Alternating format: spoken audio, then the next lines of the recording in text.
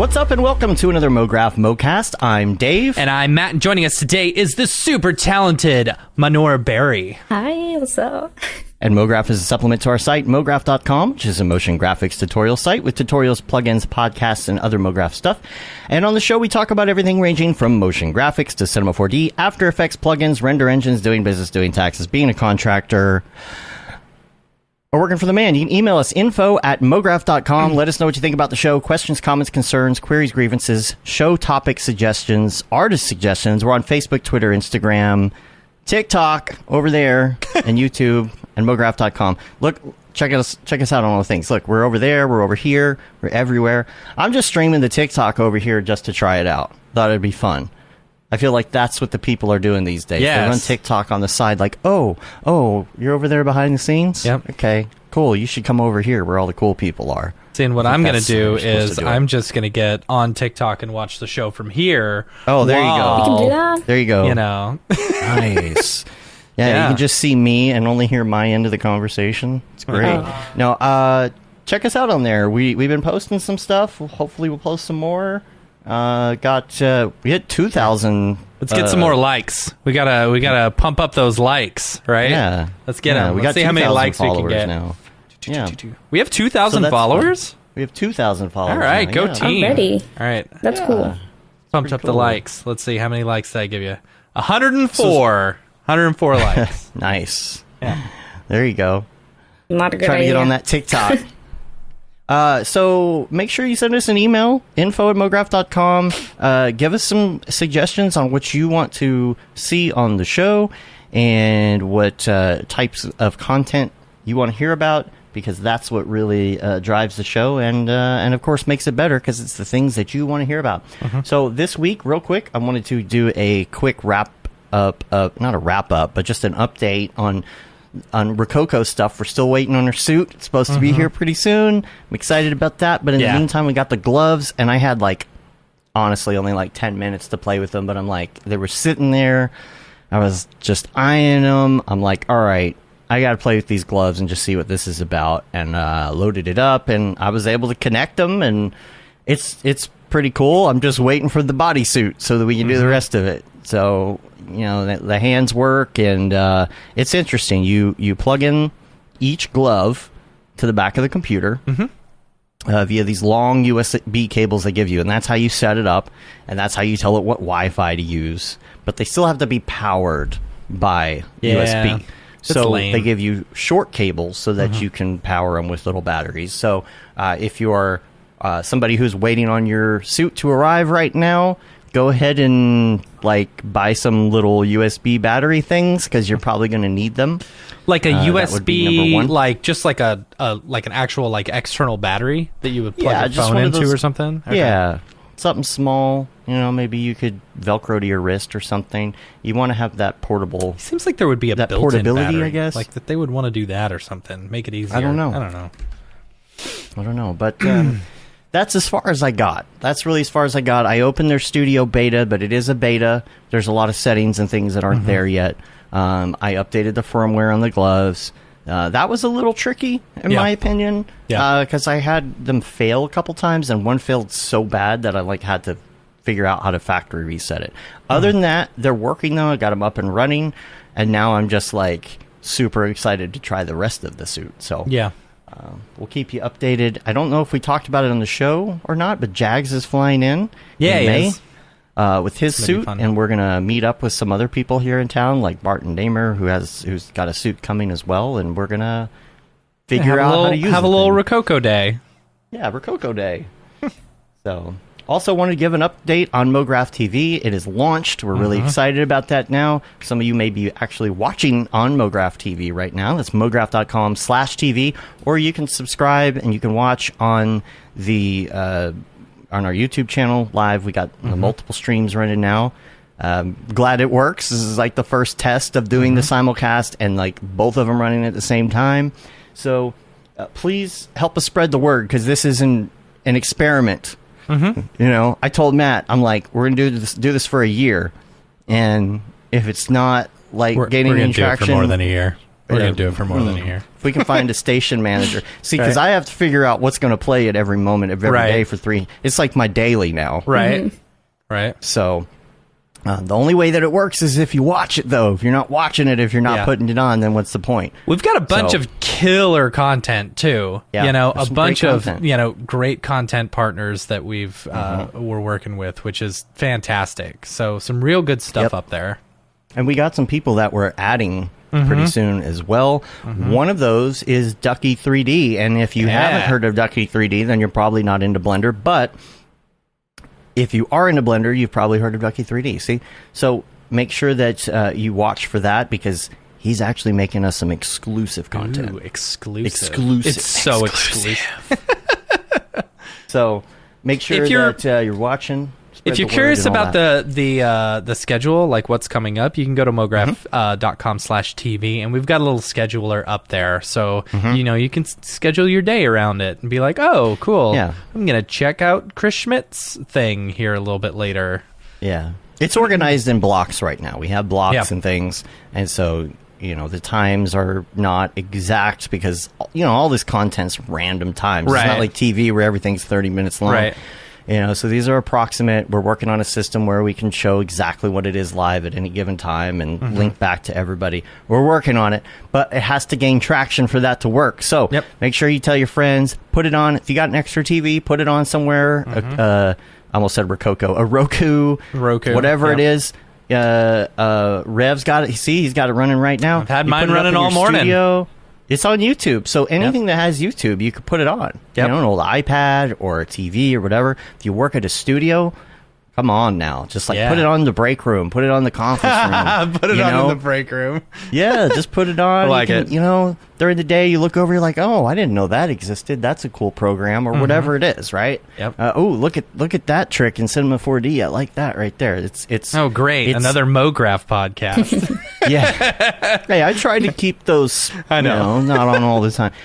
The cool thing about it, though, is when you are learning or you're trying to do a project or something, you're looking for a specific tutorial, right? I want to know how to do this one specific thing. If you are just doing that, you're going to miss out on other things that you may have not thought of before, right? So, if something comes on and it's a tutorial or a show about something that you've never heard of, that's new. You weren't actively seeking it out, and I think that's what's cool about it is you're going to find out about new stuff. It was cool this morning. I was working on some a Procreate job, so I was just sitting on my couch, working, and I had it on in the background, and it was a Winbush, tutorial and stuff where he's going through Unreal stuff, and it's really cool just to listen to it in the background. It's real relaxing. Plus, Winbush has that beautiful voice. It's nice and calming. And speaking of Procreate, by the way, make sure you go check out Brush Up, which is Caitlin's Procreate course. You can check that out on mograph.com. And so, Pickle Nick, what did Pickle Nick say? Got it turned on right now, hearing the lag between the YouTube stream and the Mograph TV stream reminds me of funny. When he used to be in my office. That's funny. Yeah, so check that out. Matt, do you have any updates on Camp Mograph? I do have a few updates. So first off, make sure and stay tuned. Sign up campmograph.com. We are announcing the dates that the tickets go on sale for this year's camp. So we'll be announcing those dates tomorrow. So make sure and sign up for that. We've picked up 3 amazing, awesome sponsors for this year's camp, and I just want to take a second to give them a big shout out. Because camp would not happen without any sponsorships, and so we're super excited. First off, huge shout out to Otoy. Otoy is gone for our super awesome Spider. They are the Spider Lord sponsor. So officially, Otoy presents Camp Mograph 2022. We're super excited to have Otoy on board with that. So really, really excited to have them a part of it and our Spider Lord sponsor. Basically our global sponsor for the event. And then 2 of our village sponsors that we've picked up. Maxon is, awesome and great, and we're super excited to have both them and Video Copilot back as a Village sponsor as well. So huge shout out to Otoy, huge shout out to Maxon, huge shout out to Video Copilot for sponsoring Camp Mograph. Give them some love, because this to me is the event to go to each year. So and it's gonna be cool. It's gonna be very cool. So we'll have a bunch of announcements tomorrow. Make sure and sign up at campmograph.com. So I'm excited. Exciting. Very excited. Oh man, it's gonna we be have some so other good. announcements too. We got some other people we're lining up. We got some other sponsors that are like, we're almost there with them right now. I'm really gonna like some Talking of the stuff, to like different workshop instructors and stuff like that. Super excited to announce those. We've been lining up fireside chat people. It's a lot of work, but really, like, you know, at the end of the day, when you come home from Camp Mograph and you hear all the people talking about how great of an experience it was, and you know, it was fun. It's gonna be fun. So make sure and sign up. Definitely gonna come this year though. Not missing out. You should. You should.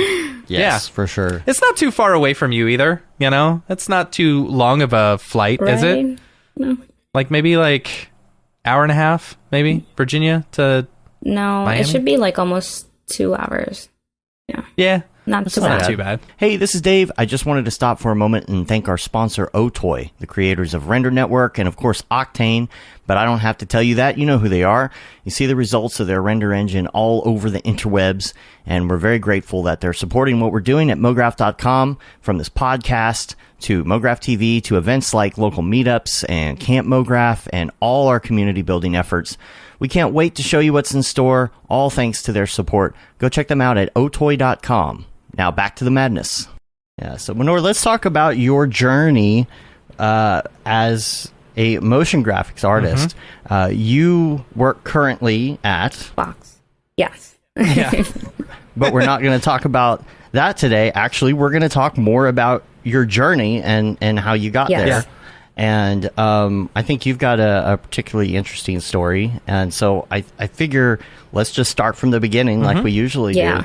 And let's start early and just about art in general, or you know, however you got into this creatively. What was your first inkling as a kid or as a teen, like where you felt like this or something related to this might be your thing? I definitely had no idea that I'll end up as a motion graphic artist, to be honest. Had no idea. And it was I don't think most of us did. It was kind of like, I'll try it out. You know, that's what it was. Yeah. Because first, when I started off, like, I grew up in Pakistan and then I moved here like almost 7 years ago now. So my background was completely different. Like, I started out my high school doing business and accounting. And well, the thing was, like, I was always like a good student in my art classes. Like, I love to draw and everything, go out like all creative and have my project one of like the best ones. That's what I loved, being in the art class. But again, I had no like options in high school to have like an art subject or anything. There was nothing like that. So I ended up doing business and accounting. But I knew that I do not belong here. I do not. Because I always had this thing. I would, like, in the events or something, I would be taking like I always had this artistic side that like I would be taking like photography classes or something, at least in the school. And then when I moved down here 7 years ago, so I started off as at college, and I went to Art Institute of Fort Lauderdale. And Matt knows that. AI alum. Yay. I didn't even graduate from there. Another story. But I had to transfer to Lynn University because, of course, the Art Institute of Fort Lauderdale shut down on us in the middle of semester. And I know. But let's talk about that for a second. Like what happens when your college shuts down in the middle of going to college? That's not fair. that was it's not fair at all. We were in our classes, like, we were just fine. We were doing our summer class and everything, and then we got our summer break, and then out of nowhere we received this email. No, it was a rumor. We all thought that it's a rumor. That they said that the Art Institute is shutting down and it won't be opening again. Like, we won't be going back to the class. And we were like, what? It's probably just a rumor. Like, it's not true. And then we actually came back to the college and we went to our dean and we were like, is that true? And then we were like, unfortunately, that is true. And our last classes are going to be in December. And I still had almost 2 more years to go at our institute. And I was just like, oh my God, what am I going to do now? And then my sister was actually with me too. She was doing her fashion designing, but she was almost done. So she finished hers in December. And and I was just left out. What am I going to do? There were a lot of students who continued at Art Institute, but I was just like, there's no way I'm going back and taking more classes when I know that even the credits are not even going to be transferred, because with Art Institute, they had this thing, like only the credits are going to be transferred to another Art Institute and then only you'll be fine. And I was like, there's no way I'm doing that. Yeah, see, I had a similar experience when I decided to, go back to school. Like you do after you go to the Art Institute, The biggest problem that I found was that the Art Institute was based off of trimesters versus semesters. So the credits would at least transfer, but instead of having a full 4 credit hours, I'd have like 3 credit hours. So I'd still have to take another class in order to make up those credit hours, which sucked. It completely sucked. And I was just like, what am I going to do? And then I started looking at like all the other colleges, and it was good that I found another college here, which was like almost an hour away from me, like more north, Lynn University. And then I reached out to them, and they were like very sweet enough. Like they knew the whole thing that was going on at Art Institute. And they like kind of like supported all the students, and they're like, yeah, a chance to get a whole bunch of students in. Did the whole pretty much our department, which was like computer animation and visual effects, pretty much everyone was there at Lynn University. Then, like I would see like few students from Lynn original, and then I see all the Art Institute students are there now. So it was kind of like funny, but they actually like took all the Art Institute's students there, and they took all their credits as well, which was like really nice of them to do that. That's good. But again, there were so many of them that then got transferred, so I had to like spend good 2.5 years at Lynn University to complete my bachelor's, which like backtracked me at least a year more. I would have graduated. I bet you if you looked into it, you could still get those. You could get those that student loan. Canceled. I bet you anything, because I know Biden just released some new stuff specifically for people who were for schools that shut down and stuff like that. No way, really? Oh, yeah. Yeah, and who cares if the credits don't transfer now? You already got the degree, right? I'm definitely going to try that now, because I like looked into it. Me and my friends, we talked to like a couple of lawyers for that too, and then we started talking to like our loan companies.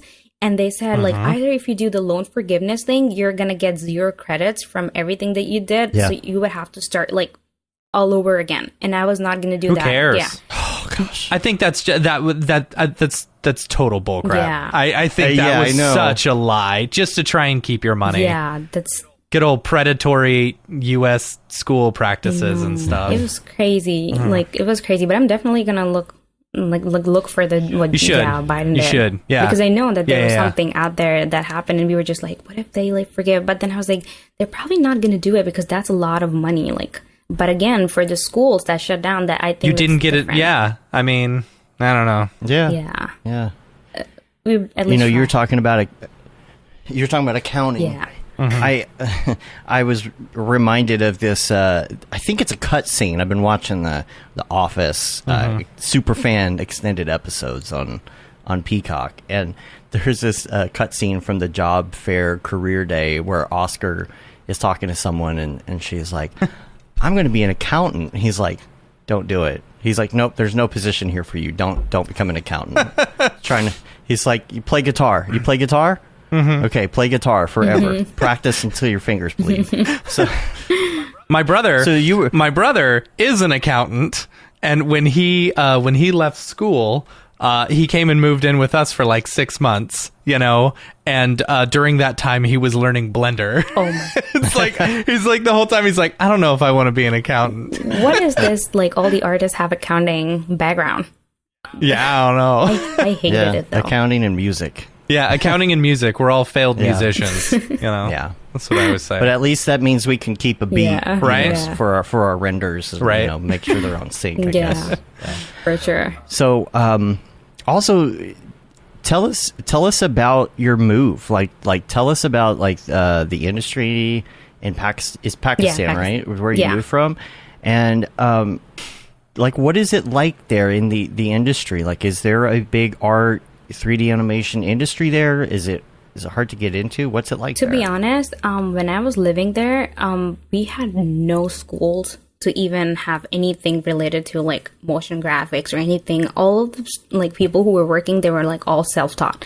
Like they just learned it from like the videos and everything. But now when I look at it, and there are a couple of people that even reach out to me like on Instagram or anything, they would ask me like, hey, I'm going to this college. And I'm just like so like happy because they have these like schools now there that people are like actually going towards that side. I wish when I was living there, they had that option for me too. So I would have like more like background of like even going to the art school. We had nothing back then, but now they actually have, but people there are like super talented. Like I would see like they're coming out with a lot of more animated movies and stuff now. And with like, we have this whole sports event going on there. And then that's basically like how I even got into like started thinking when I was a kid, like how do they even do all those sports graphics, you know, like because back in Pakistan, like there's like cricket is like very like the main sports. Yeah. So, like, that's when I was used to think, like, how do they do all those graphics and everything? So I knew that even back then, like, I'm somehow gonna end up doing, like, graphic design, but I didn't know, like, there was a thing called motion graphics at that time. So, but going back to the industry, now it's pretty, like, big. Even, like, India and Pakistan both, because India is, like, very famous on their, like, you know, all their movies, Bollywood movies and stuff. So their industry is, like, kind of big on that, and the artists there, like, are pretty good. So does, like, Pakistan now. Like, they're still growing, but, like, their artists in motion graphics, I would say, like, they're pretty good. And I don't think it's too hard, but you just have to be, like, stand out of your work. Like, everywhere, like you just have to have something different and people are going to recognize you, because I know there are not a lot of people there who are like motion graphic artists and VFX. So I like it's growing. I would say like it's not too big yet, but it's still growing. Yeah. So what happened after? Okay, so you moved, you did college, and then what happened after that? So what happened was I was starting my college, and then like I started as I signed up like as a graphic design student, and then something happened, and I had to take like a break for the college before I started because I got into an accident. So I had this time, so I had to like wait 2 more months because I missed the time for the semester. Gotcha. So I had like 2 more months, and while I was there, like I was kind of like on a bed rest, so I was just doing that. And in the meantime, I started looking into like more what majors do they have. So I found out the visual effects and motion graphics, and I was like, wait, what is that? Like visual effects. So I did my research and everything. And then, so I started off, then I was like, okay, let me try this. I think that sounds more interesting because it has all the 3D classes and everything.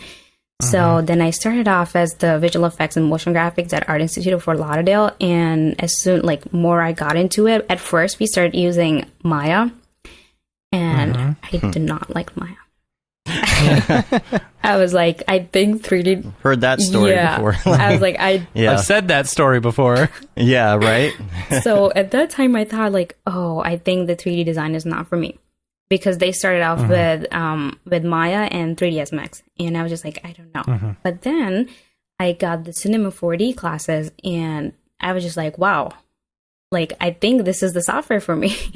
So I started getting like more comfortable in it. And then while I started taking my, like when I got into the Cinema 4D classes, the school shut down.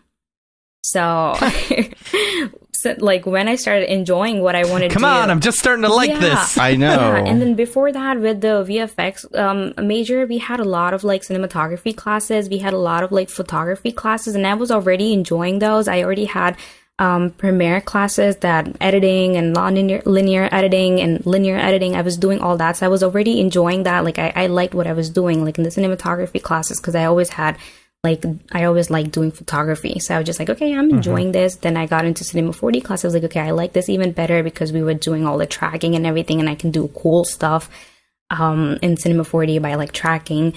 So and so I was like, okay, I like it. And then the school shut down.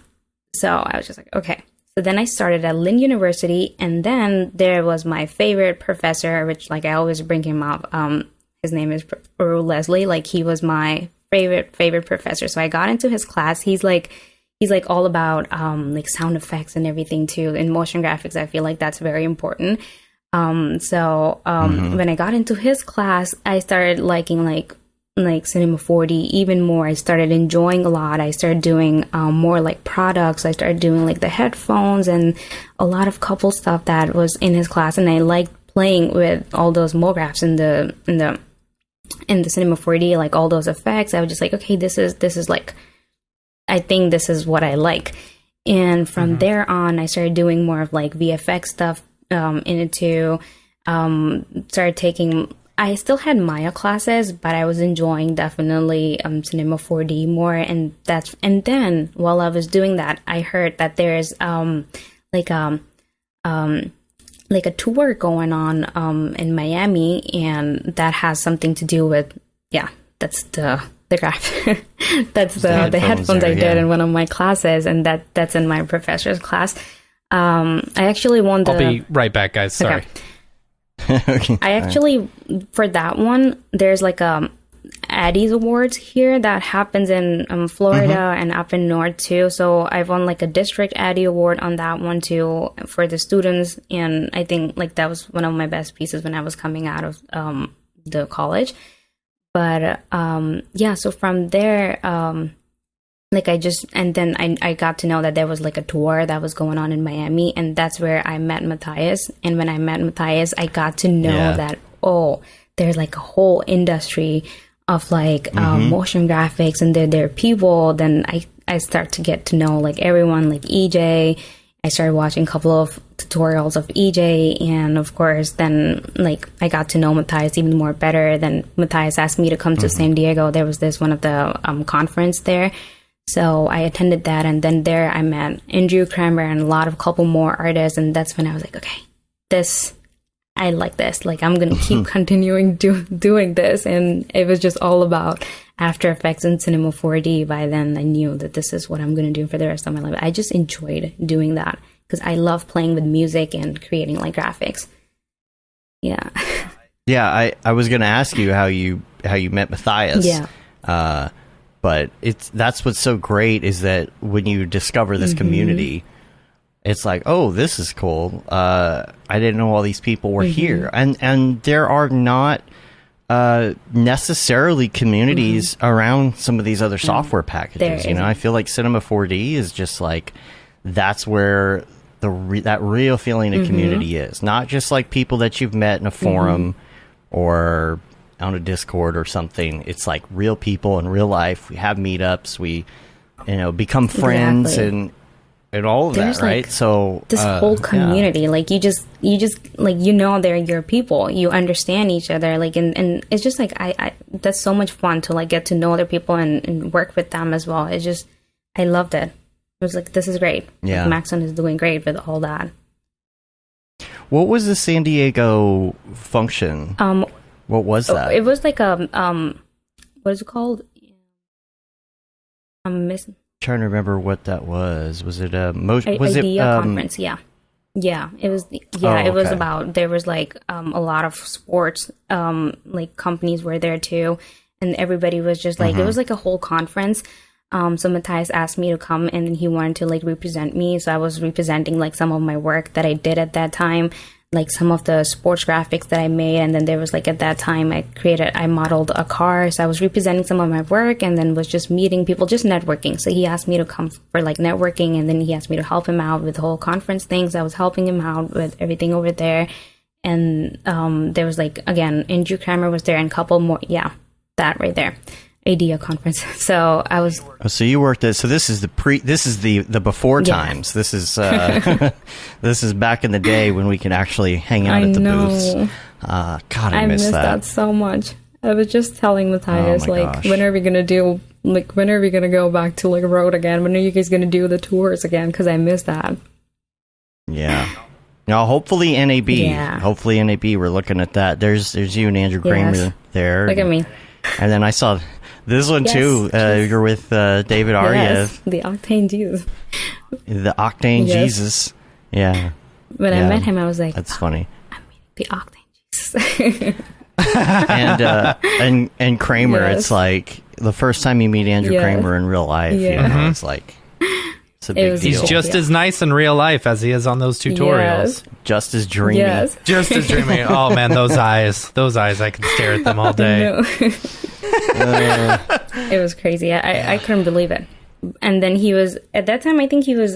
He came out with a tutorial about the Venom. Like he was like came out with the plugin for the whole Venom tutorial and everything too. And that's when they released it at the IDEA conference. And I was just like, I can't believe I'm seeing Andrew Kramer in front of me. I was starstruck at that time. I was at a conference in London that he was speaking at an MDC, and I overheard somebody like literally was like, "Oh my gosh, I'm never gonna wash my hands again." He shook my hand like he's that level when he walks in the room. That's great. Like I was mentioning before, when Andrew Kramer and everyone was in my car, I was just like, I'm never washing my car again. Yeah. Oh, yeah. That was before we were on air. Tell the story about the car. Oh my god, that was when there was a whole event again, the 3D motion show in Miami, when Andrew Kramer, Blake, Matthias, and David, they all came down for the show in Miami. So that's where like I met Blake for the first time too. And she's super sweet. I love her. I love her work. She's like my inspiration with everything, colors, everything. Like anything I want to get more inspired, I just go to her account and I'm One of my favorite artists. So amazing. So dreamy. Yeah. It's just you go to her. Dreamscapes, right? That's the word I was looking for Last a week week, ago. yeah. Dreamscapes. Literally, like Took me a whole week to figure that out. at least you know it now. Right? Yeah. Every time I would go to her Instagram, it's just like it just give me like more inspirations to like to do even like you know to do even better, to do even like Shams and Blake. I think they both are great artists. Like I just love their work, every single thing. So yeah, that's when I met Blake for the first time too. And then so they were there for like the whole weekend, I think, for 2 days or 3 days. Andrew and Matthias and EJ and everyone, Paul. So we were going to Wynwood, and they were and Matthias was like, okay, we're just gonna like, can you like drop us to the hotel or stuff? And I was just like, okay. And then Matthias came, and then I'm like, Andrew is gonna come in my car too. EJ is gonna come in my car too. Okay, a lot of pressure driving in Miami.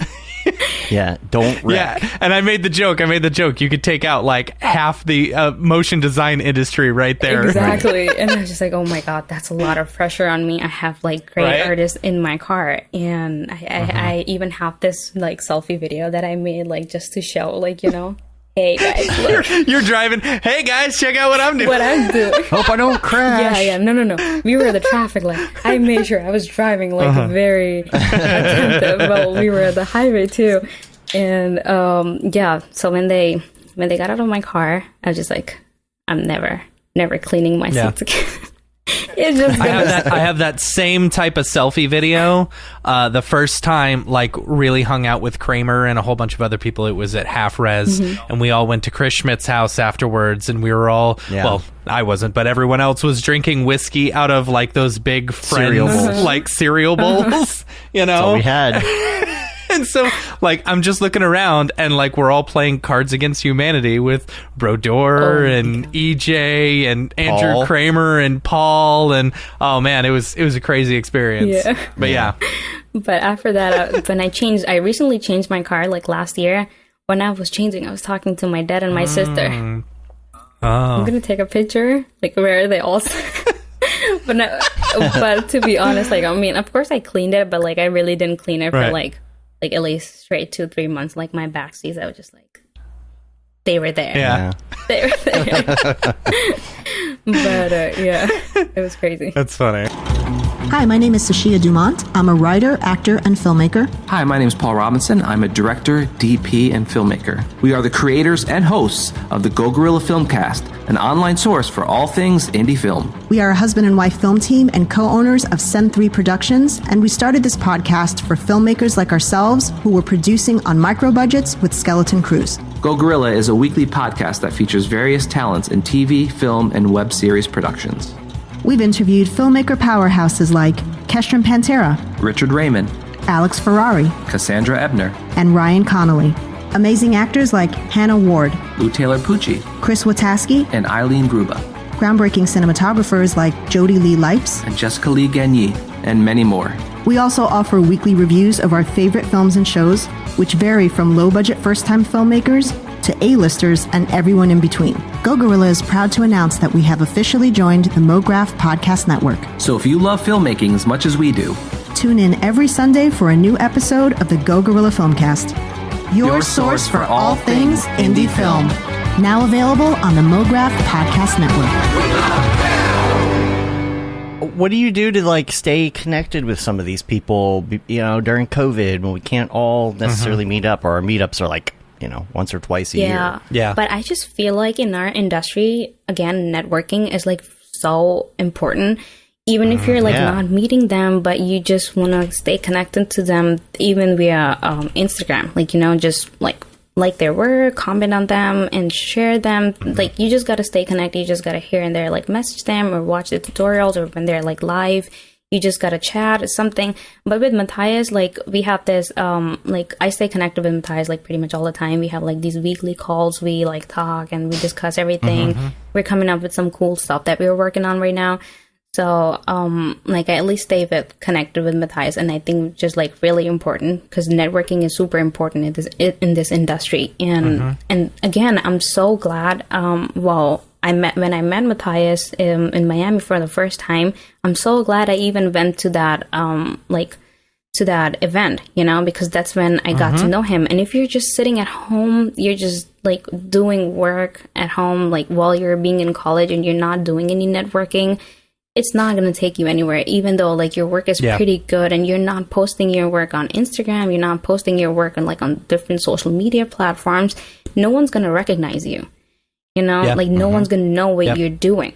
So it's really, To jump off of that, sorry. I lived in Portland for about a year, you know, and I was working in the industry here in Dallas, and then I moved to Portland, and this was during a time in which, you know, online reels weren't a big thing, you know, they were just starting. You know, if you wanted to get your reel out there or whatever, you had to send or go and give a VHS tape or something, you know, of your reel. And so what I didn't realize, I always wondered, because I ended up working at Domino's for the entire year that I was living in Portland, you know, while trying to find a job, not actively, but still wanted to find a job. The thing that I didn't realize is that if I had just gone out and tried to find some of these meetups and stuff like that, or even called someone, you know, I was very hesitant because I thought people would judge me because, I'm green, or, you know, I don't really know. But what younger people need to realize, or people who are just now getting into the industry need to realize, is that we're all very friendly people. You know, we are very willing to help, and we are always looking for new blood, you know? And so, like, I wish I had that advice back when I was, you know, trying to get into the industry at that point in my life, because I may not have even ever come back to Dallas had that been the case, you know? Exactly. So, I don't know.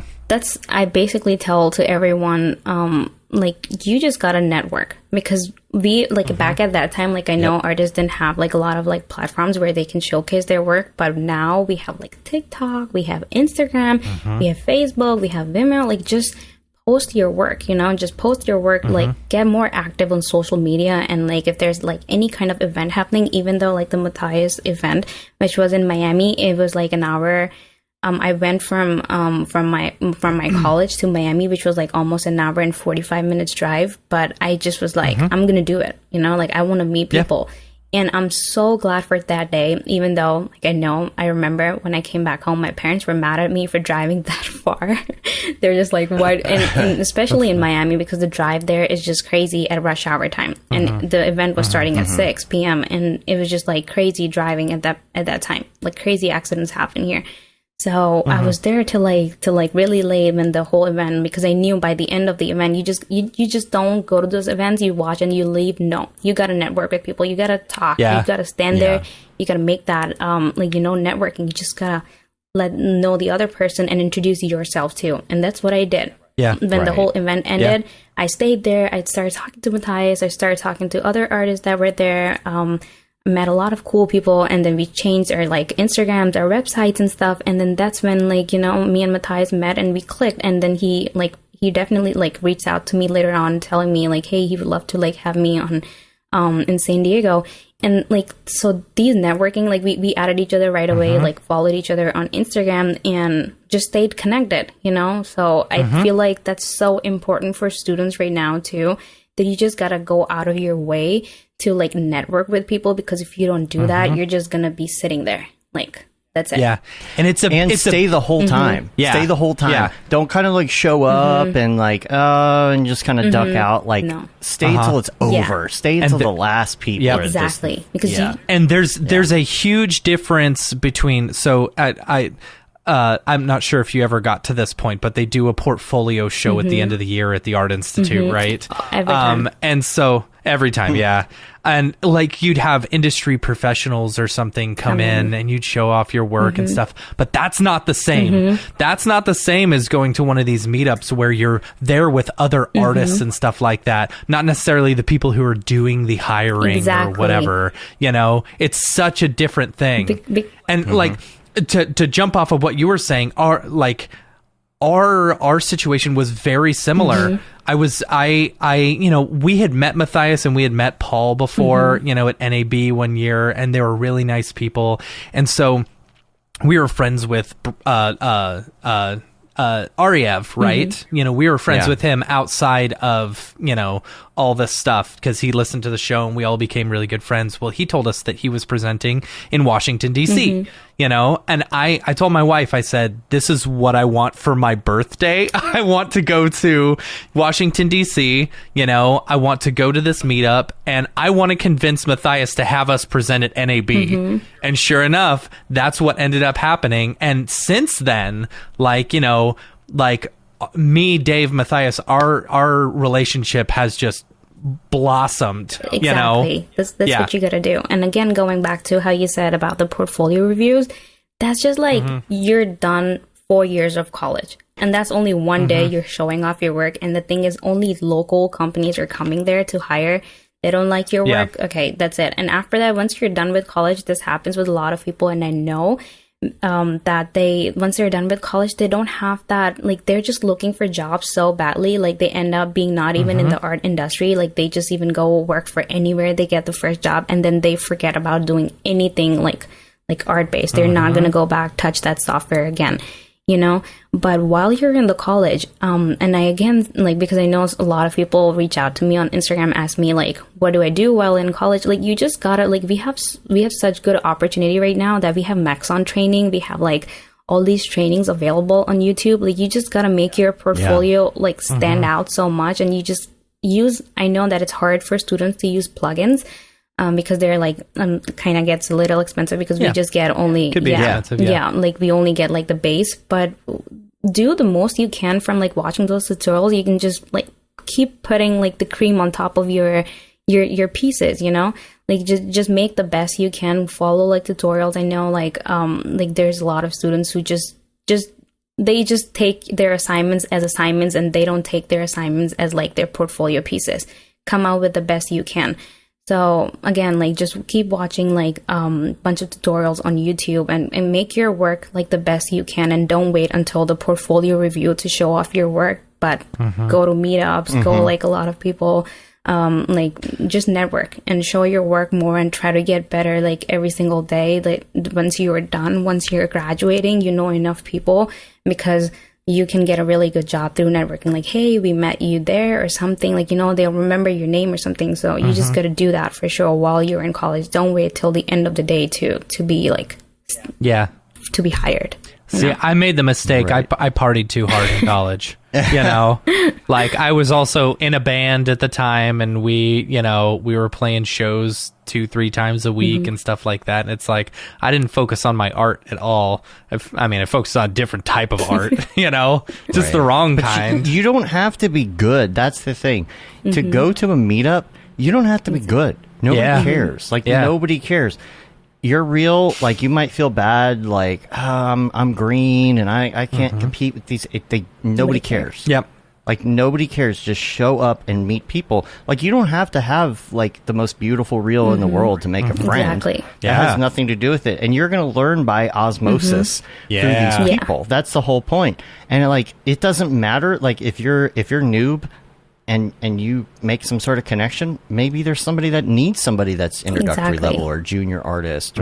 And I think that the biggest hurdle is going to the very first meetup, because literally like if you structure it in such a way to where you're going to meetups with some of the same people every time, it's only going to take the one time to make those friends, because the next time you come, everybody's like, oh, hey, what's up? I'm glad you came this time. And like after that, now you're the one greeting new people coming in. You know? So, like, it's just that one hurdle. Just get out there. And I know it's hard to do because there's not a lot of meetups right now. But again, take advantage of social media platform. You know, like, just, like, DM them. Just do a collaboration with them, because you would learn from them.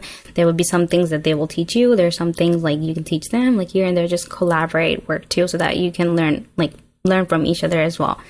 And again, going back to college, when I was in college, I was working like part-time for my college as well, for Lynn University. And while I was there, I was doing we had this intro videos that for the new admission people we would make. So I was doing like a cinematography work at that time as well.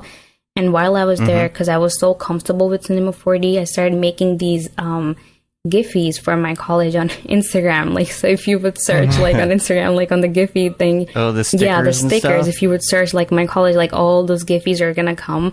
And then I was just so proud of it at that time. I'm just like, here, like, look, I made these, and my work is like, there's like thousands of like all the students were using those Giphies, and I was just like, I'm so proud of myself for doing that. Just little things, you know, that will like motivate you to even do like even better, because when you'll see your work, people are using it. There's been like thousands of times like people have used that. So it's just like something little things you gotta keep connected. Like, you just gotta keep doing. And me as a person, like while I was in college, it was weird. I would go to the class, I would go back home, I would go back to my computer, like watch tutorials and just try to make my like pieces even better. Yeah, it was different. You know, I think it's kind of up to us to keep the tradition going too, because like Pedro says here in the chat, juniors have been negatively affected by the pandemic for sure. And the thing is, they just started. Yeah, literally these not kids. I'm not going to say kids. These kids these days, but the younger people get out of college, and now this is the point where you would be doing these meetups, and they're not really around. And so one of our biggest things we talk about with the whole community is keeping that feeling going, because with the pandemic and not being able to do these meetups, we're not able to spread that love and spread. We're not even like, there's people who don't know that like this community is here, right? You know, and that's the big thing, especially because when the pandemic started, there's a lot of bored people out there who said, Blender's free, I'm going to check this thing out, right? Maybe they didn't go to school. Maybe they're like, oh, this is pretty cool. So we're trying to get Blender people into this as well. Like, for example, Ducky 3D that we've been chatting with recently. You just popped on our Discord this morning, you know, we're all hanging out and stuff. That's the first step, because like without being able to do the in-person meetups, you can go to something like our Discord and hang out. And then when there is a meetup, then we all get to meet in real life, and it's great. But we want to bring that feeling to the new up-and-comers that, you know, maybe they're not in Cinema 4D, maybe they're in a different piece of software. And they just don't know. They're brand new. They're like they have no idea how many supportive people are out there in the community. So it's really good to spread the word about that kind of thing and invite people in. Because those people are at a disadvantage because they just finished. They're sitting in their office or room or somewhere by themselves, and they're like, "Where is everybody? Like, I need some friends." And then, here. hey, events like Camp Mograph are going to be happening too. You know, so take advantage of that as well. There's a question about the Discord as well. I said shoot me an email. I'll send you a link. Yeah. If you want to join the Discord, just email info@mograph.com and I'll send you a link. So we have a Slack and a Discord. The Slack is not gone. The Slack is actually where most of the people are. Yeah, the Slack is the most active one. Yeah. If you're into like the different sections, like the hardware channel and all these different channels and all that, there's, 1,500 people in there. Yeah. And that's where all the discussion is happening. The Discord is brand new. By all means, join us. But what we mostly do in the Discord right now is hang out in the video chat all day and just meet people. There's not a lot of people in the channels and stuff like that, but, we all hang out in the video chat. Yeah. Yeah, it's a soft launch of the Discord. We didn't really, put it out there. Yeah, it all depends on how people want to use it, That's Meetup, too. So people got to take advantage of that, Yeah. Yeah. Yeah, absolutely. Just meet new people. Yeah, it's been interesting. Yeah. Like Winbush, for example. Winbush, we only had met online and so many chats and hangouts and game night and Discord and streams and all that. The first time we met in person was Camp Mograph last year. Yeah. Wow. Yeah. It feels like it makes it all that much better when you finally get to meet those people in real life. So for sure. So your job that you're at right now was this your first job out of college, or did you have some other jobs in between? While I was still in college, I was again working part-time for my college as well, but that was just student working. But again, that was kind of a real job as well. But before I even graduated, I graduated in May 2021, which is last year. So before I even graduate, I was just I want to do more interview practices. So just randomly, I had my everything completed already, in December. So in January 2021, I just started applying for jobs. I was just even though if I don't get it, it's fine. I'm just going to have practice for my interviews. That's just also a practice. I'll start to get to know more people and see who are hiring and everything. And then I applied to a couple of places in January, February.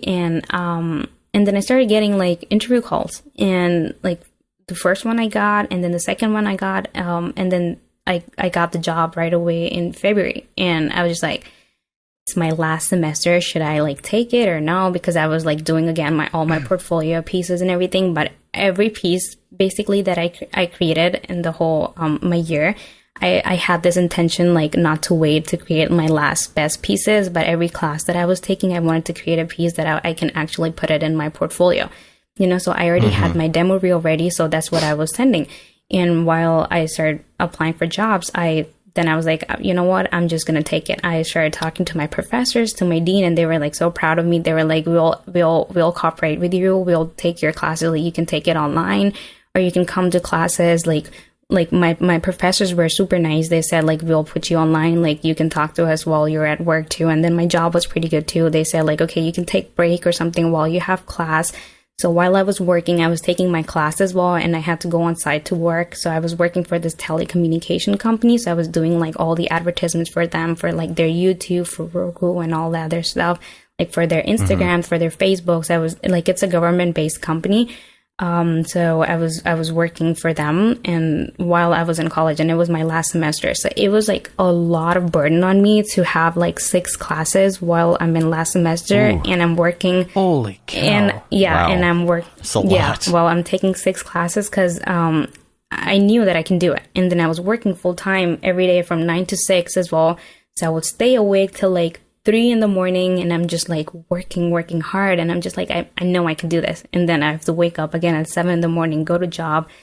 So there was a lot going on, but I was you know what, this time is gonna pay off. It's gonna pay off. I need this experience. Even when I graduate, I can say hey, I worked for while I was in college too, I was working full time. I just kind of took it as like, hey, I'm being blessed with like getting a full-time job, and it's a good job, so I'm not gonna like say no for no reason. So I took it, and I was working at the same time too, taking classes, and I think it paid off. Then then I got a better job and everything too. Yes. How do you feel like there are some people that are like, oh, I don't know if I should go to school. Should I learn online? Should I take classes? Should I do tutorials? Like, do you feel like you would tell your past self, yeah, go ahead and go to school? I would. Do you still feel like it was worth it? I would definitely go to school. Yeah.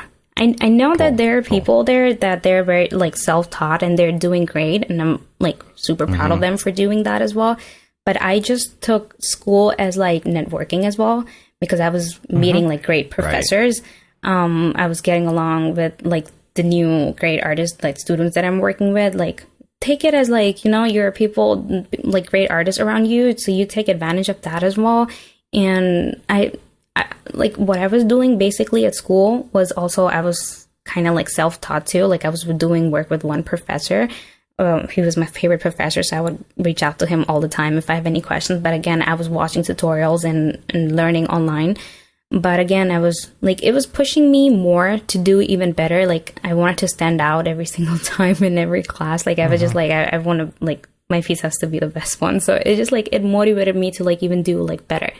And I know that like the bachelor's degree, like that is just a paper, but I would still go to the school. Like, I think I wouldn't go for master's for it, but I would go for master's if I'm like teaching somewhere or like it's required for something. But again, after bachelor's, I would do like, again, self-learning, because there's so much that you can do by yourself after bachelor's. I wouldn't go for master's, but again, for bachelor's, I would definitely tell people to even go for it. Why not? Yeah, I think that's it. It was good that I even went to Lynn University, and Fort Lauderdale Art Institute of Fort Lauderdale shut down on me. Yeah. I mean, a lot of people, there's plenty of self-motivated people who can go online and figure all that stuff out. But some people don't know how to do that themselves, or some people need that structure in order to do certain things. And of course, you don't get the networking or any of that. Some people don't know, oh, I also have to learn like design concepts or vice versa, right? Like, that's maybe they learn design, the Art and Institute not tech. won't teach you very well. It's like, that's the thing with Art Institute. It's like, it was very hands-on. Like, I went for the video production department, and so like we were handling cameras the first trimester and stuff like that, and it was great. It was super hands-on. Meanwhile, I had friends who were going to UNT and in the video and film department, and hadn't even touched cameras until I had already gotten out. But it's like, Did I tell you about SMU? My when I worked back at this is... I don't think so. What year is this? 99, 2000. No. When SMU was across the street from the place that I worked, the film students came in to have me edit their piece. Oh, that's funny. Like, literally, their rich parents were paying for their college to learn how to be a producer, but not how to do anything else. Right. Like, they're in film school, but they're not teaching them how to use a camera. They're just teaching them how to be producers. So they're teaching them how to have someone else shoot it and give it to me so that I can edit it. Like, that's not film school. Yeah. No. Anyway. But, I mean, in the reverse of that, like, the Art Institute teaches you how to use all that equipment for the most part, but they don't teach you any of the, like... The theory. Yes. Yeah. And the teachers that they bring in are just awful. Awful. Oh my gosh. My film teacher, it was the same teacher as the beginning, intro to video teacher, and the same as the lighting teacher, is the same guy, and he was awful in all of them. Didn't know my name, I knew more about the industry than he did, and it's the like, same energy as when you're in high school and the volleyball teacher is teaching you history. Right? Yeah, maybe. Yeah. I mean, but it's like, he was like, oh, C stands are called C stands because they're shaped like a C. Like, okay. Is that? I don't think that's the case. I don't think that's the case, is it? I don't know about that. I never heard that before. So, yeah, I know what a either. C-47 is? Right, I know what a C-47 is. You Yeah, know, I got to write that off. we used to. Yeah. we That's the reason, right? What? At least that's the rumor that they're C-47s. What? Why a clothespin is Right. called a C-47? Well, it's called a bullet. You know, they call it a bullet.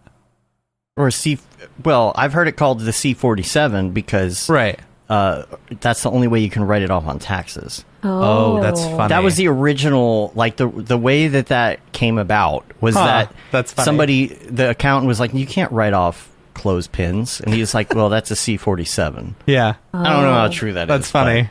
Yeah. Renzo in the chat, I love this. What Art Institute does best is teach you how to teach yourself. That is 100% true. Yeah. 1000% true. Because you also found the people who survived really well there, you know, or who did really well were the self-motivated ones. You know, the That ones applies who to were Full Sail. Yeah. You know you're on your own. Yeah, 100% on your own. You know, and it's like even in group, you know, projects, you're on your own. You're on your own. So, I don't. Yeah. So, But again, Yeah, that's but again, like going back to the question, like if I would tell anyone go back to the college, it's just like, you know, when you're self-learning, like, yeah, you do learn a lot of stuff, but then there's things like if you go to a good college, you would learn, like, you know, as being a motion graphic artist, you're doing a lot of stuff, like you're doing camera movements and everything too, so you do need to know like what those camera movements are as well, like, you know, the dolly or something, like, you need to know all those terms too, and you're basically a graphic designer too, so you need to know your typography terms, you need to know like what are the like the basic drawing, like what are the basis, you know, even if you're doing like animation, you're also an animator being a motion graphic artist as well, so you need to know like all those rules, like you need to know your background and what you're doing. So I feel like if you have good professors, or like if you're even learning like self-learning, you need to know all those rules, and it gives you a little background of what you need to learn as well. It's just Totally agree. Yeah. So being as a motion graphic designer, you need to know your physics, you need to know your numbers, you need to know your camera movements, animation, and color theories. Like you need to know a lot of things, you know. So Yep. Yeah. you're not just like Tom- one person. You have to do a lot of stuff.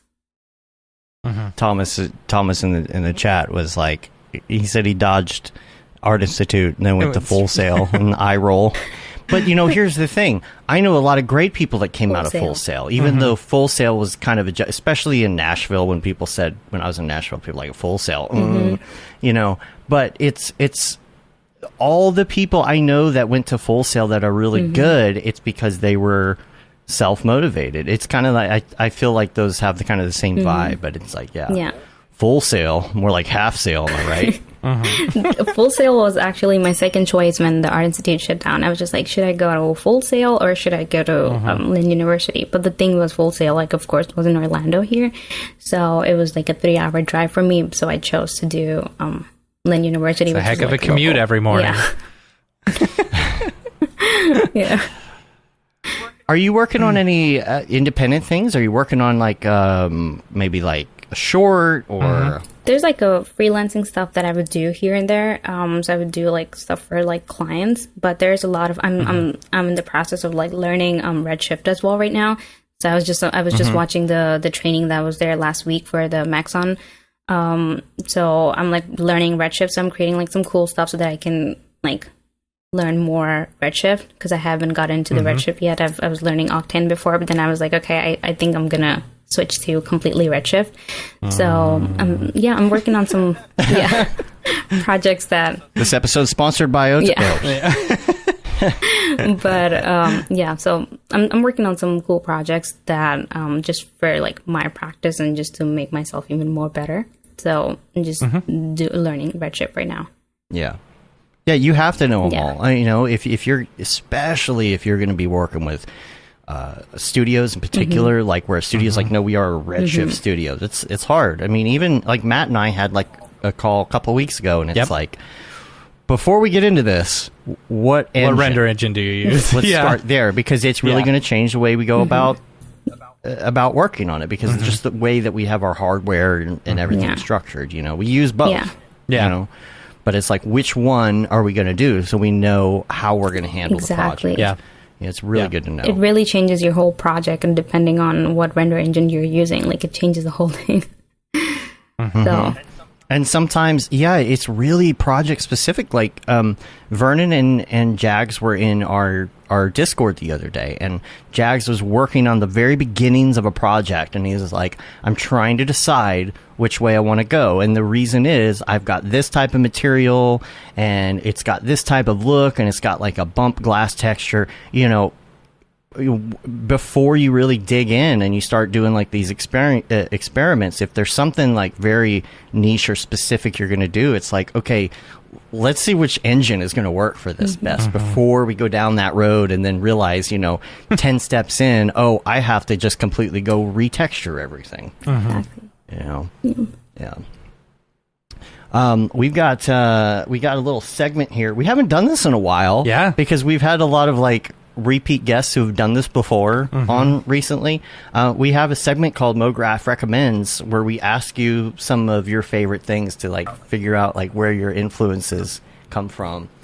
And so we're going to do that. And I have been thinking about redoing this segment. I haven't written it down yet, but kind of changing the questions up a little bit and making it more like bonus round, like, something game showy. Not right now.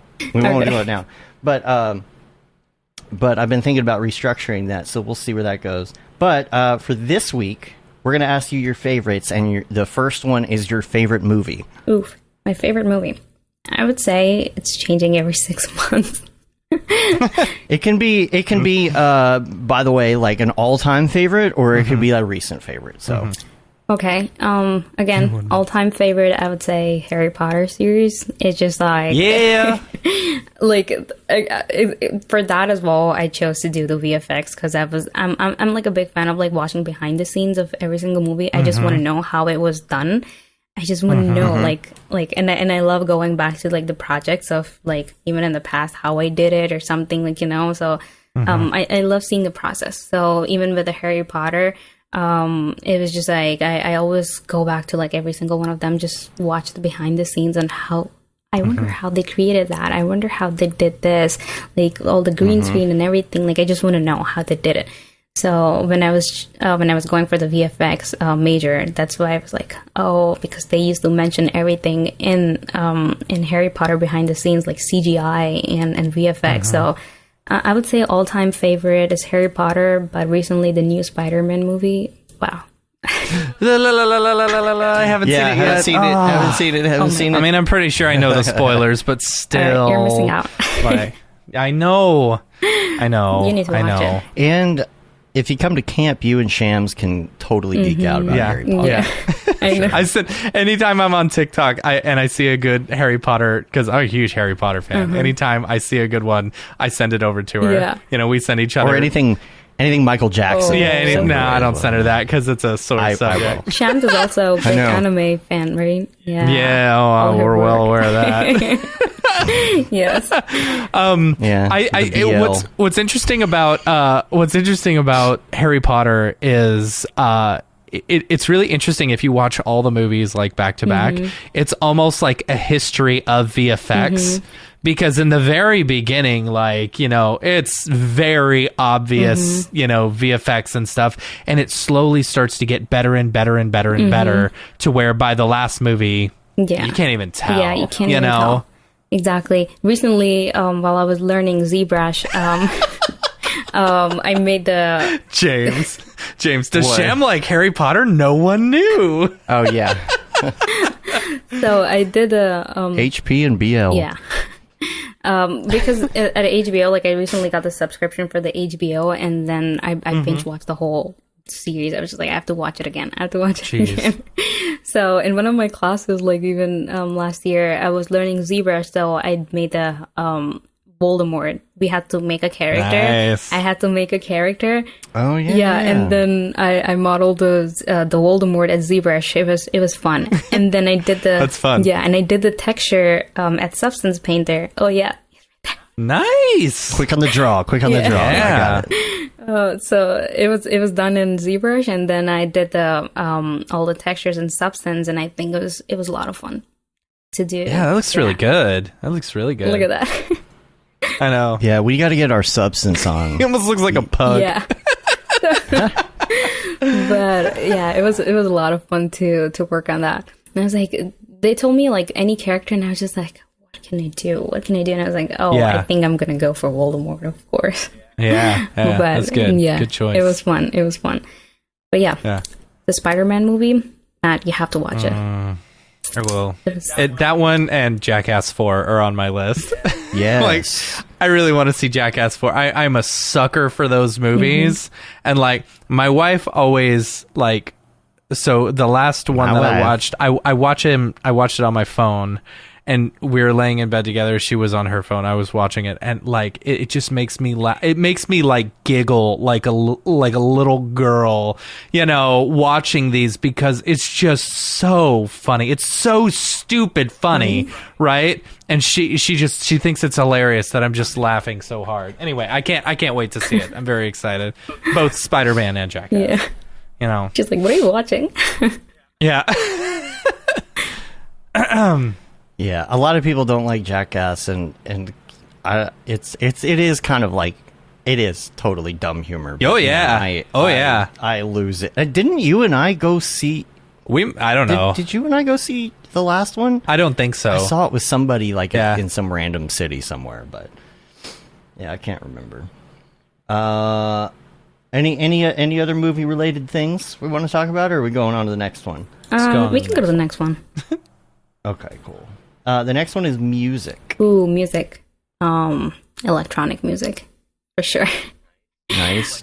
Like what? Okay. What? Let's talk. My favorite like DJ is Illenium. I am just like, probably you guys don't know him, but he's just like my favorite. And the Chainsmokers. Probably you guys know them, the Chainsmokers. But they're like my favorite. Like anytime it would be like electronic music every single day. Yeah, even my fiance goes like, okay, I need to listen to some other kind of music. Yeah. But some dead mouse. You like some dead mouse? Yeah, but no, Dead Mouse 5. Yeah, but he loves it too. But yeah, even if you would see my work, I use a lot of like electro EDM music in my work, because it just like gives me a lot of inspiration when I'm working on projects. It's just like I want to, like with the beat, I want to change the scene. Every beat drop, like the switch to next shot. It's just like, it motivates me to create some more cool camera movements, and just like flipping of a camera and the transitions and everything. Is just like, with the music, I want to create like some cool art. When I'm trying to get a project done and I need motivational music, that's usually what I put on. It'll be some Dead Mouse or some Skrillex or some Zed or Madian, which is one of my favorites. Yeah. So that is awesome. I don't know. It's motivating. I guess it just uplifts you. Like you just want to like keep doing. Yeah. Exactly. What about TV shows? Do you? I mean, we were already kind of like on that kick. So Harry Potter. There's no Harry Potter TV show. What's up with that? Harry Potter TV. Seems like there should be. There's a quiz show. Oh yeah. Yeah. Oh, did you guys watch the last that just came out about the Harry Potter, like for their 20th? Was it 20th anniversary? I haven't watched it yet. But yeah. What is it? It's basically a reunion from all the people, all the Harry Potter characters. Yeah. Oh, I saw the clip where what's his name dies inside a little. When Yeah, because she talks about like the it's funny. It was horrifying. Yeah. And you just see him die inside. But it was so nice to see the reunion. And man, Hagrid, he was in it, and he was in it too. And there's like so many characters, like of course have passed away, like Snape and everyone. But it was so weird to see. Like we could tell, like even with the Voldemort, like you can tell like that's Voldemort just by voice, because he looks completely different. And then even with Hagrid, he just like looks completely different, different. He's a lot shorter. Yeah, a lot shorter, and no hair, like no beard, nothing. it's just like, it's weird to see that. But again, you can tell, it's Haggard just by the voice. But we just watched it, like I just watched it a few weeks ago with my sister, and it was just so nice to like watch it again. And they actually showed the Hogwarts and like all those candles and everything. They were actually there. None of that was just like VFX or CGI, like, and nothing. It was so nice to see that. I loved it. I would watch it again. Fried Pickles is saying Dumbledore's getting a TV show soon. Yeah, we like to say the Fried Pickles instead of Pixels. No, it's a movie. It's a movie. Yeah. Okay. That's the Fantastic Beasts series. Yeah. So, I've only seen the first one. I haven't seen the Crimes of Grindelwald. I mean, I enjoyed it. I thought it was good, but I think it was alright. I'd like to reiterate that the second season of Euphoria is so good. Like, unbelievably good. Like, really good.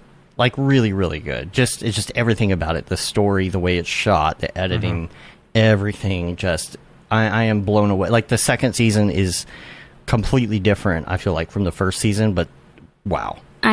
Really good. I'm on the 5th episode of the first season, and it's just scary to watch. Like, is that really what high schools are all about now? Oh, right.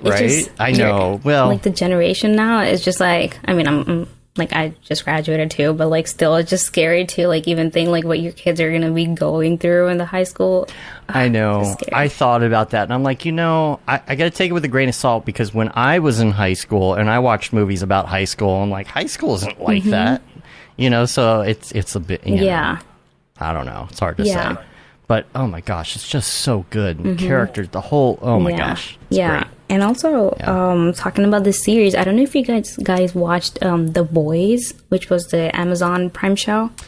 I watched first, maybe the first half of the first episode. I've heard good things.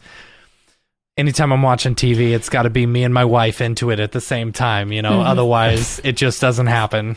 Isn't that like the really violent, super violent one, gory?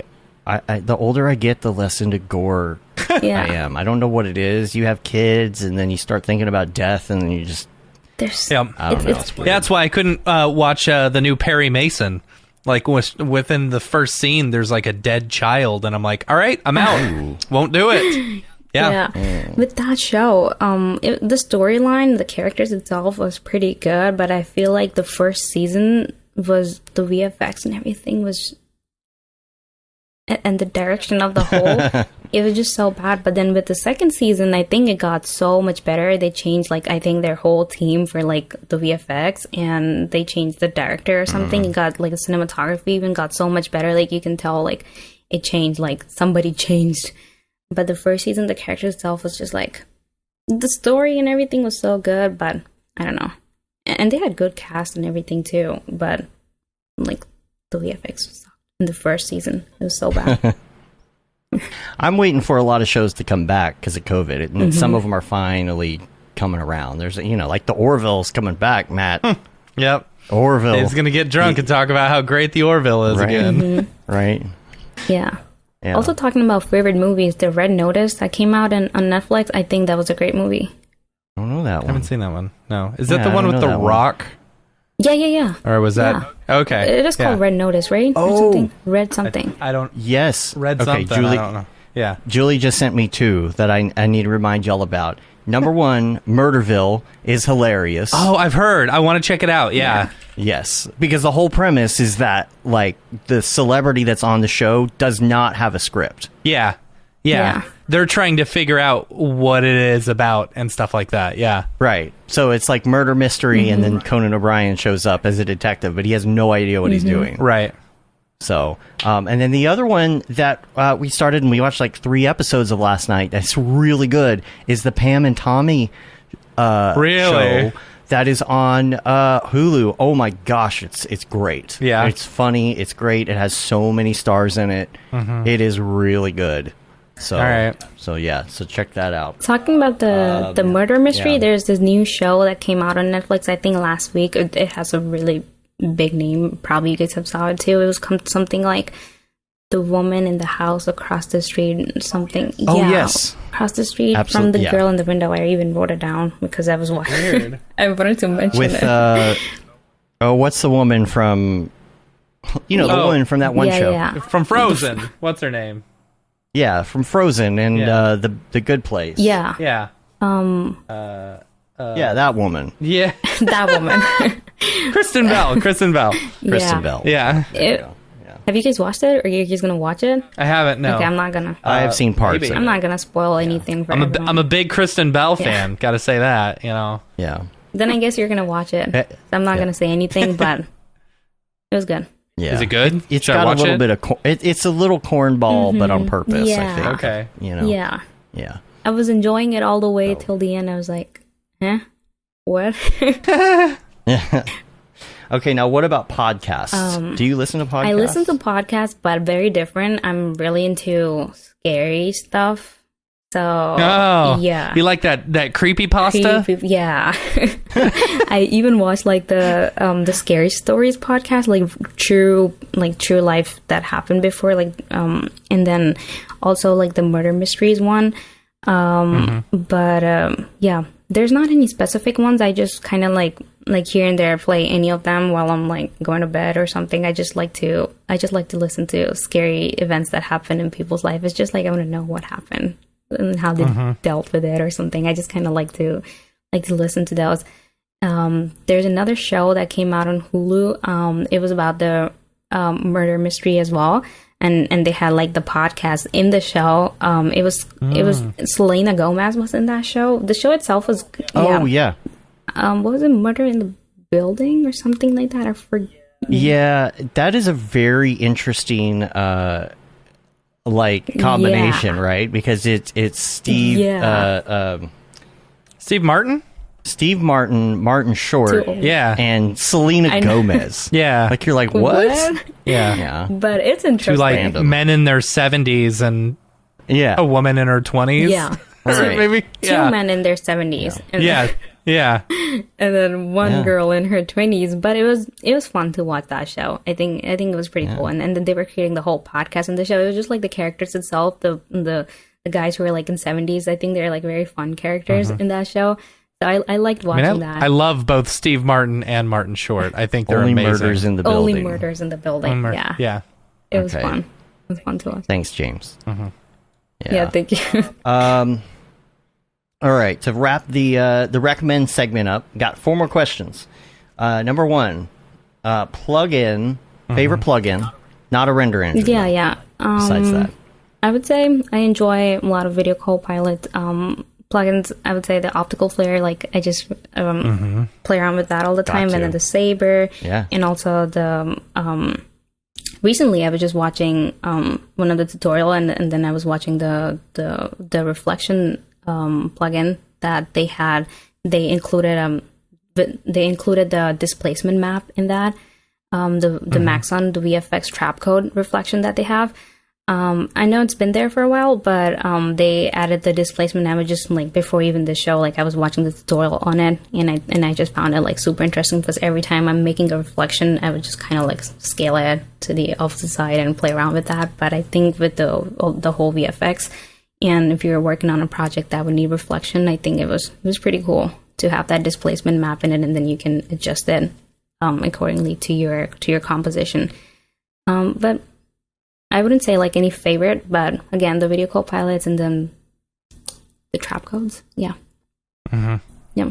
and what about your go-to app? What is your muscle memory app on your phone? Instagram. Yeah. Yeah. 90% of the people say, Yeah. Yeah, right. But I feel like that's changing. I feel like people are starting to say, oh, TikTok. And I'm not a TikTok person at all. No. Man. Oh, man, it's so much fun. Yeah. Yeah. I like. What about... I feel like TikTok is not necessarily for the younger kids, or maybe it's just my algorithm. Maybe it's just the older millennials, I don't know. Yeah. It's like, oh, yeah, a social networking app for older millennials. Yeah. Yeah, no, I would I say don't know, I feel like young kids are there. Instagram for sure, because I like watching reels on Instagram too. And Those are just TikToks. yeah, but I Right. just don't like to go on TikTok. I don't know why. It's just re-uploaded TikToks. Yeah. Right, I know, Yeah. right? I just re-upload That's our funny. TikToks to Instagram. That's really funny. What about do you play video games? And if so, what's your favorite game? I wouldn't say I play a lot anymore, but I used to play a lot GTA and Okay. Yeah. Nice. all the time Yes. in the beginning. I remember like even while back I was in Pakistan, the Miami and GTA Vice City, like all the time. I grew up playing that, and then here the new one, the GTA 5, like I've been playing that. But I wouldn't say like I do gaming a lot anymore. No. Yeah, my 8-year-old Grand Theft Auto, an accurate depiction of America. Right. My 8-year-old asked me the other day, he said, Be right back. "Hey, have you ever played Grand Theft Auto?" I said, "Yes." He said, "Can I play Grand Theft Auto?" I said, "No." It's like, why can't I play it? Is it inappropriate? It is very inappropriate for you, yes. Yeah. And every time like we would be playing when I'm a kid, like of course even the Need for Speed, I grew up playing a lot of Need for Speed because I was always into like making my own cars, like modifying them and then doing all this stuff. But every time you would start playing GTA Vice City, when your mom would walk in, you're of course in a situation where she's like, "What are you doing?"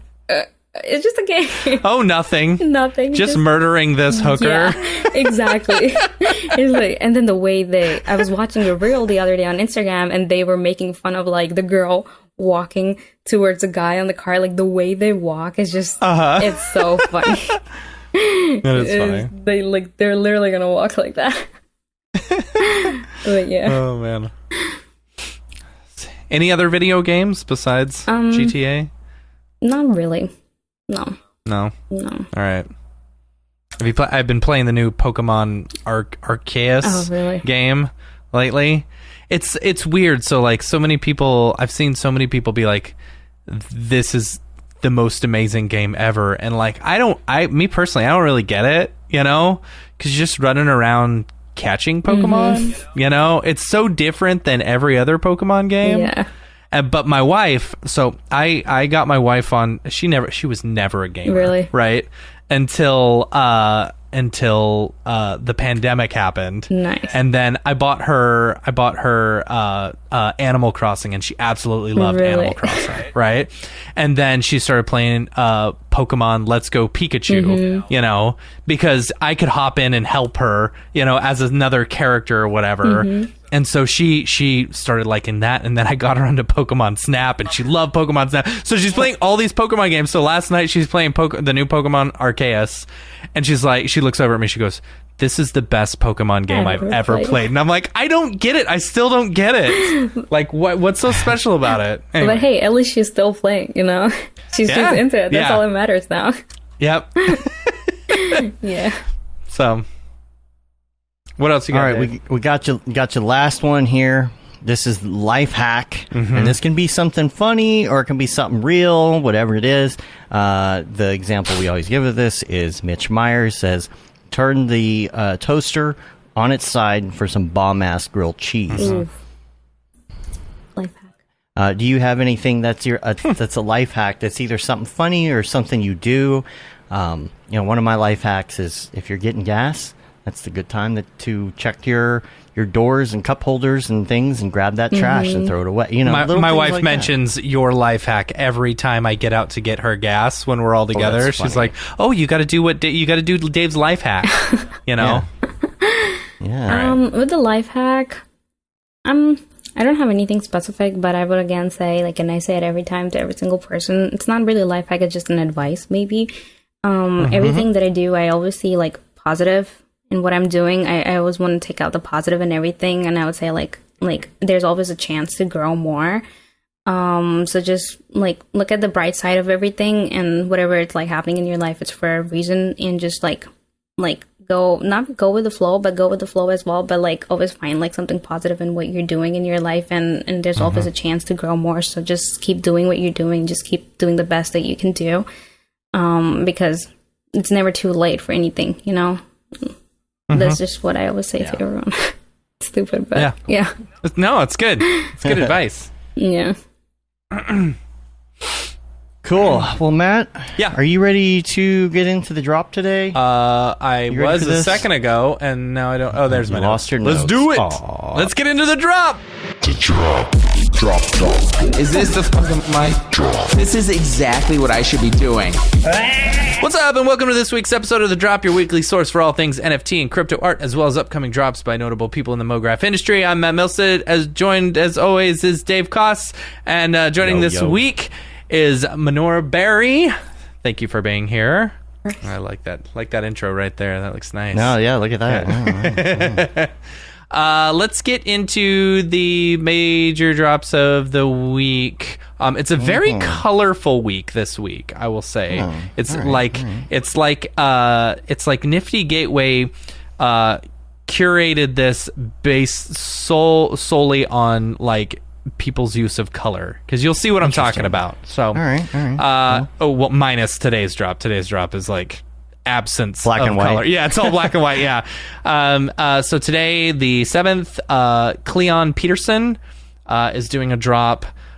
Pretty cool stuff. If you'll scroll down, Dade, you can see some of the stuff, because they've actually got it up for right now. Hey, how about that? Yeah, right. Wow, that's cool. And it's like cool black and white illustrative stuff. It's pretty neat. But that's tonight's drop. And then tomorrow night, Okuda. And now I'm not sure. So I feel like Okuda, just from doing a quick peruse, is one of these artists that don't like showing their face or anything like that. But as you can see, their artwork is extremely colorful and stuff like that. If you scroll down the Instagram, you can see lots and lots of color. Really pretty stuff. They have done a drop before. Polygonal kind of. Yeah. They've done a drop before on Nifty Gateway, and their last drop was really pretty. So I dig this style. So that's tomorrow. On the 9th, Andrea Bonacito is doing a drop. Let me pull up this one. This one also very colorful, as you can tell. Yeah, seriously. I believe this is a collector's only drop. So you could probably pick up one of their pieces on Nifty. But man, I really dig the artwork. It's really pretty. Is this like an exhibit listed on the? I'm not sure. Here? Where it was on display. That's pretty cool. That'd be fun. Yeah. I have no idea. See, I want to do like some sort of NFT exhibit like that, where we got big Right? LED walls. Oh, that would be killer. Van Gogh That would be does that. super killer. There was like in Miami a few days ago, there was like an exhibition. I think it's still going on. Like it was a whole like exhibition for Van Gogh, and it's like you're in a room, but everywhere it's like you see his art, and it's like it's really cool. That's cool. Yeah. That's fun. Yeah. It just gives it a unique, fun way to view stuff, other than here it's on a phone. Right. Yeah, totally. And then last one I've got is on the 10th. Malavida, I believe is how you pronounce it. But look at this. This gives me Blake Catherine vibes. Right. Very magical.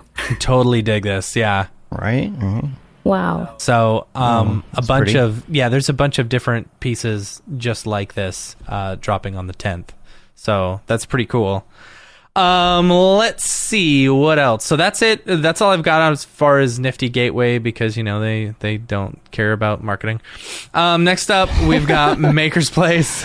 Dave, you're gonna want to make sure that your volume is down for this one. I got these all muted. Okay, cool. Yeah. So this is Necrofear FX. Necrofear FX is a self-taught multidisciplinary digital artist from Albania. So I get some Bill Ellis vibes and stuff like that.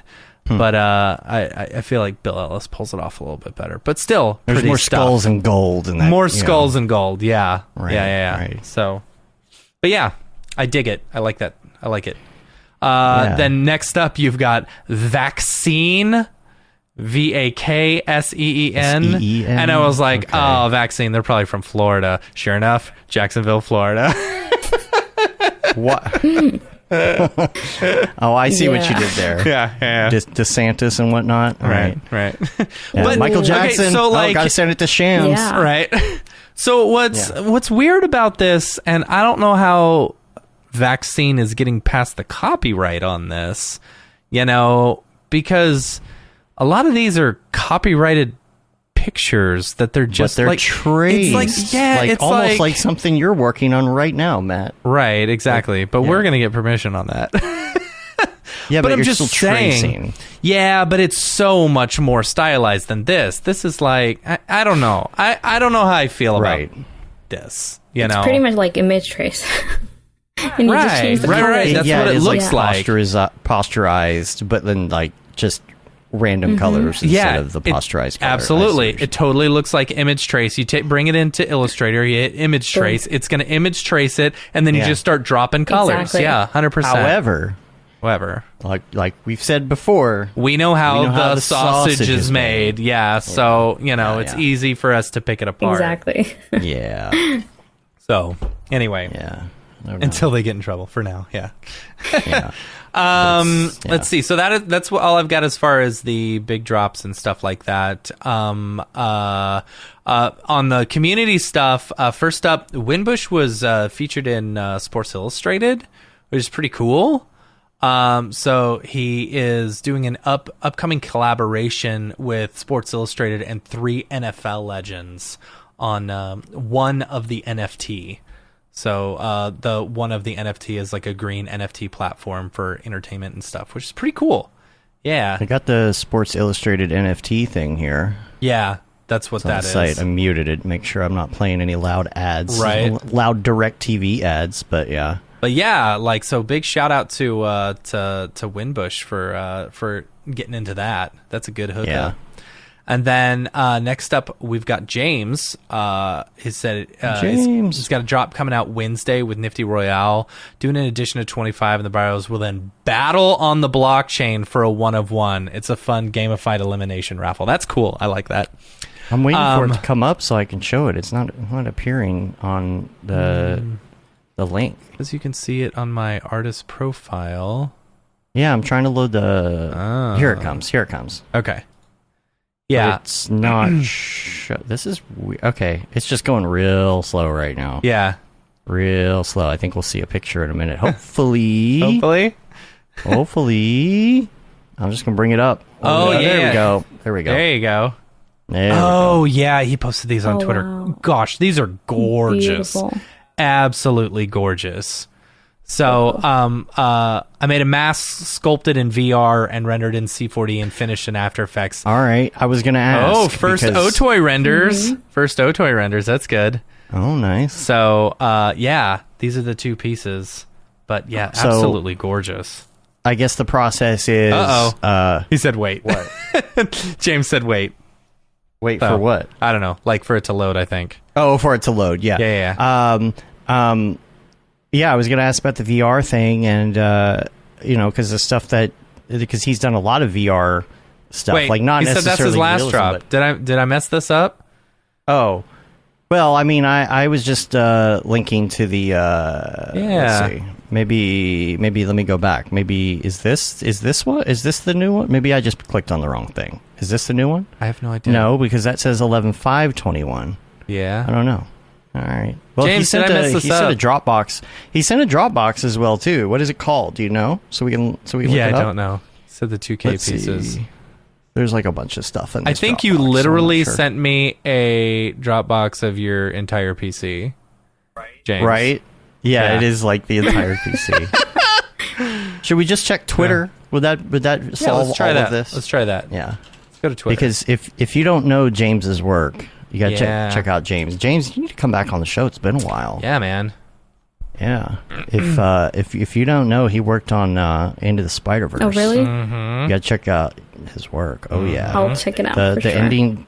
ending credits, all ending No Okay, credits. way. here it That is. was so cool. Yeah. Here you go, Yeah. Dave, I got it. I think I found it. You go I to think their I found site, it. it's under drops. 38 minutes ago. Yeah, this is it right here. Here we go. Gorgeous. Here we go. Gorgeous. Whoa. This is it. Right? Yeah, I think so. This is what he's got on Twitter. Wow. But this is so pretty. Wow. So pretty. Beautiful. Look at that. Now, Yeah. okay, see how it did the wipe? Yeah. Okay, cool. I didn't know if the wipe is part of the was like a breakdown, or if that's part of the NFT, like where it. Right. That's pretty cool. That bump map, Man, though. look at that. I know, right? I was just going to say, like, Wow. man.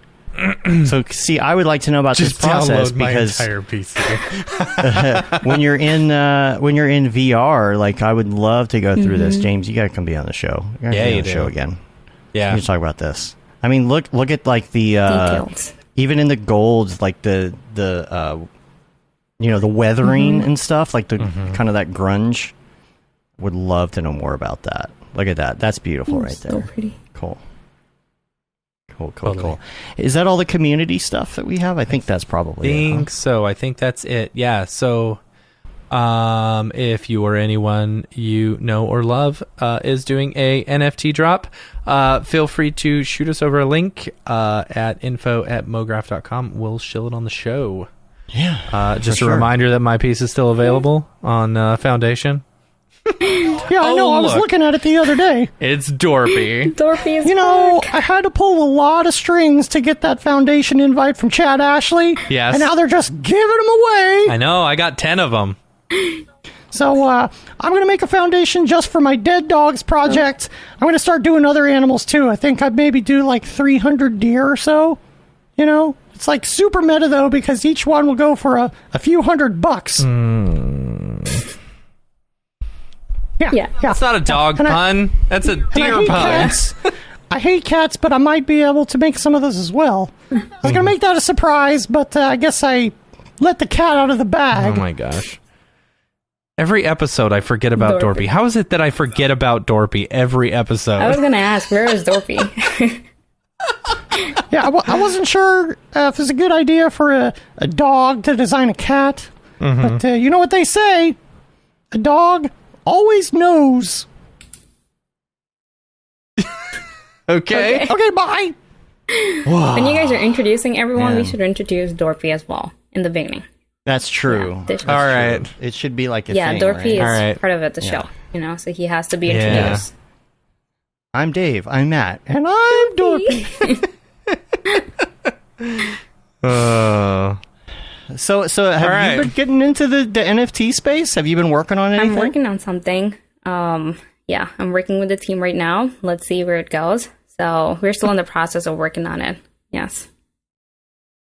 So where did you hear about NFTs originally? Because I think we all kind of have a story about like, oh, so-and-so told me about this thing. Yeah. I would say last year, 2021, in the beginning of it, that's when of course, we heard from like in the news as well. I heard from the Beeple's art. That's where everything began. I was like, I know him. Like I've met, like I've seen him. Oh yeah, the Beeple. I know him. I know him. Yeah, and then it was all over the news about like he sold his artwork for like thousands and millions of dollars and everything. And then I would say like that's when I heard first about NFTs, and then I was trying to understand what it really is, And I would say like everyone had a question about like at that time like about crypto and about NFTs and. That's when I first got like from the Beeple's art. I mean, of course, he's been doing his dailies from the longest.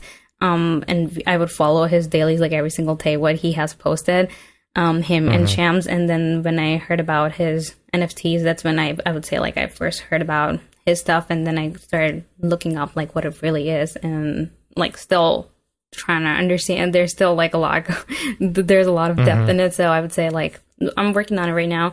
So let's see. It's in a process. Where are you going to post? What site? I'm working with a team, and like right now we're still in the process. Like I don't know the depth of it, but we're still in the creative part, and he's gonna do the most of it. Like I'm the one who's designing and everything, and he's the one who's gonna tell me more about like where we're gonna post and everything. Which I wouldn't say like it's still decided yet. So I'm gonna ask him. Gotcha. Yeah. Yes.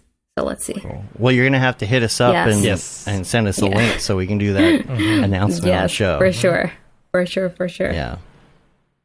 Yeah. Anything else in the NFT industry this week? Seems like I haven't heard too much. I don't think going so. on, Not that I mean, there's lots of stuff, man. I'm so burnt out on collections. Like I'm a little burnt out on all these collections and stuff. I feel like things need to go back to one of ones. Like everyone is into the collections. And they're just collections it's like, are their own thing, you know. They are. They're obviously it's a big fad. Everybody's got to get their 10,000 piece set out, right? But that's going to normalize, just like, you know, one of one's normalized and whatever. So it's kind of like, all right, let's see where all these collections land and just kind of like settle, and then maybe we'll. Yeah. Maybe I'll buy something when they settle. I don't know. Yeah, totally. Yeah. Yeah. I don't know. Anyway, that's it. Let's get back to the regular show. Are you going to do the outro, or you know? Is there an outro? I already did the outro. Oh, you did? Yeah, I said if you or anyone you know or love has an NFT that they're dropping this week, feel free to email us, info@mograph.com. Let's get back to the regular show. Well, you're confusing me. All right, let's get out of here. Is this the fucking mic drop? This is exactly what I should be doing. Sorry, that was a little out of order. Yeah. Mahnoor, thank you so much for being on the show today and telling us about your journey. Of course. Yeah. Love being That's part of it. great conversation. Now, if people want to find you, you got your Vimeo site and you got your Instagram and things. What are the addresses and handles and hashtags and things we need to look for to find you online? On Instagram is my first name, Mahnoor_Barry, and I'll be start posting like more personal stuff that I'm working on right now, doing with Redshift. And also with Vimeo, I have a couple of stuff that has been posted as well, which is like vimeo.com/BarryFX. That has most of my stuff that I work on and then I post it. There's a lot of client stuff that I'm not allowed to post and a lot of work stuff that I cannot post. And that's what I've been working on for like past 1 year. And I can't know that feeling. Yeah, and I can't really post that. But again, I'm getting back to like doing personal projects so that I can like, you know, keep posting, like keep showing what I'm doing right now. And yeah, so my Instagram is Mahnoor_Barry, and Vimeo is like vimeo.com/BarryFX. Awesome. Cool. All right, well, we're going to get out of here. You can rate us on iTunes, leave a review on your podcatcher of choice, help get our ratings up. You can subscribe to the newsletters as well. That goes out once a month. Say you've been there, done that, got the t-shirt with the Mograph logo tee, the Paul Babb Feel the Babb 2020 shirt. All the profits from that go to Doctors Without Borders. You can also get the Render Things t-shirt, the hoodie, long sleeve tee, the Mograph blandishment shirt, and lastly, the That Render is Fire shirt, which you are only allowed to wear ironically. Unless you're shams. Yeah. And that's about it. We're on Facebook, Twitter, Instagram, YouTube, TikTok, and Mograph.com. Check us out on all the things. Make sure you check out Mograph TV. And one quick reminder, next week it's a late start time. It is 1:30 Central instead of 12 on Valentine's Day with Doug. So make sure that you set your ding bell on YouTube accordingly. So 1:30 Central? 1:30 Central is our start time. Yeah. Okay. So. Okay. Cool. I'm going to have to run like right out to Yeah. go pick up my kid right after that. Okay. Cool. Got my schedule in my head. There you go. So that about wraps it up. Until next time, we're going to get out of here. I'm Dave. And I'm Matt. And I'm Mahnoor Barry. Thank you for having me. Have a good one. Later, yo.